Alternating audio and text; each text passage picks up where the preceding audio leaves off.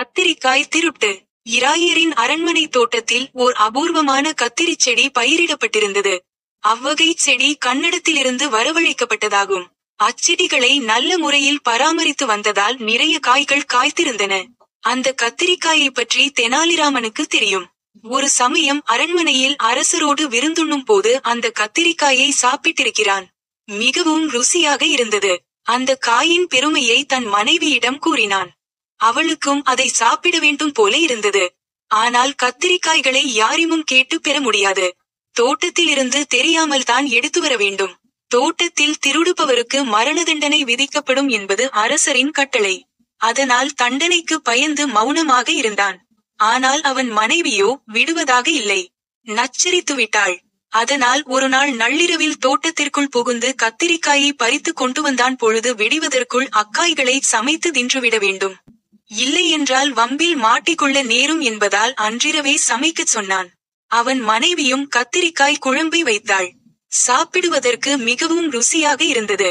கணவனும் மனைவியும் சேர்ந்து சாப்பிட்டனர். அச்சமயத்தில் அவர்களுடைய மகன் வெளித்திண்ணையில் படுத்து உறங்கிக் கொண்டிருந்தான்.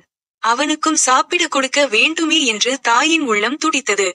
ராமன், அது திருட்டுக்காய், அவனுக்கு கொடுப்பதால் நாம் மாட்டிக்கொள்ள நேரும் என்று தடுத்தான். ஆனால் அவன் மனைவி ஒப்புக்கொள்ளவில்லை. மகனை எழுப்பிக் கொடுக்க வேண்டும் என்று ஒரே பிடியாக இருந்தாள். வேறு வழி அறியாது ராமனும் அதற்கு சம்மதித்தான். அதே நேரத்தில் அவனால் எந்த தொல்லையும் ஏற்படக்கூடாது என்பதற்காக முன்கூட்டியே ஒரு காரியத்தை செய்தான். தன் கையில் ஒரு பாத்திரம் நிறைய தண்ணீர் எடுத்து வந்து வெளித்திண்ணைக்கு சென்றான். நன்றாக உறங்கிக் கொண்டிருந்த தன் மகன் மீது மழைத்துளி விழுவது போல தண்ணீரை தெளித்தான். பின்பு, மழை வருகிறது, எழுந்து உள்ளே வா என்று தன் மகனை எழுப்பி உள்ளே அழைத்து சென்றான். நனைந்திருந்த அவன் உடைகளை மாற்றச் செய்தான். பிறகு அவனுடைய மனைவி மகனுக்கு கத்திரிக்காய் குழம்பு கலந்த சாதத்தை கொடுத்தாள். அவனும் ருசித்து சாப்பிட்டான். பொழுது விடிந்தது. தோட்டத்தில் கத்திரிக்காய்கள் களவாடப்பட்டிருப்பதை தோட்டக்காரர்கள் தெரிந்து கொண்டனர். உடனே அரசருக்கு செய்தி சொல்லி அனுப்பப்பட்டது. அரண்மனை தோட்டத்தில் புகுந்து களவாடி போனது யார் என்று யோசித்தனர். அப்போது அமைச்சனான அப்பாஜி, இது தெனாலிராமன் வேலையாக இருக்கக்கூடும் என்று சந்தேகத்தை எழுப்பினான். ஆனால் தெனாலிராமன் சாதாரண பேர்வழி அல்ல, உண்மையை வெளிவிட மாட்டான். எப்படியாவது எதையாவது சொல்லி தப்பித்துக் கொள்வான். இதனால் அவன் மகனை அழைத்து வந்து விசாரித்தால் உண்மை வெளிப்பட்டுவிடும் என்று அரசரும் அமைச்சரும் சேர்ந்து முடிவு செய்தனர்.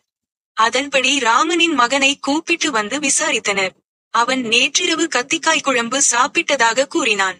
அதை கேட்ட அமைச்சரும் அரசரும் இனி தெனாலிராமன் தப்பிக்க முடியாது, உண்மை தெரிந்துவிட்டது என்று அவனை அழைத்து, ராமா, உன் மகன் கத்திரிக்காய் குழம்பு சாப்பிட்டதை ஒப்புக்கொண்டான்.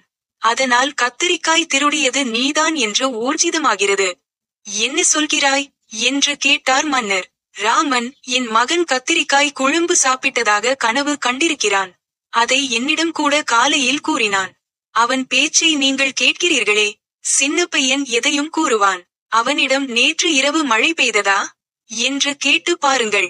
அதற்கும் ஆமாம் என்பான். அவன் பேச்சை நம்பலாமா என்று நயமாக கூறினான். உடனே அமைச்சர் ராமனின் மகனிடம், நேற்றிரவு மழை பெய்ததா என்று கேட்டார். அதற்கு அவன், நான் நேற்றிரவு வெளித்திண்ணையில் படுத்திருந்தேன். அப்பொழுது மழை பெய்து என் உடையெல்லாம் நனைந்து விட்டது. என் தந்தைதான் என்னை எழுப்பி உள்ளே அழைத்து சென்றார். நனைந்த உடையை மாற்றிக்கொண்ட பின்புதான் கத்திரிக்காய் குழம்பை சாப்பிட்டேன் என்றான். இதை கேட்டு அமைச்சரும் அரசரும் அசந்து விட்டனர்.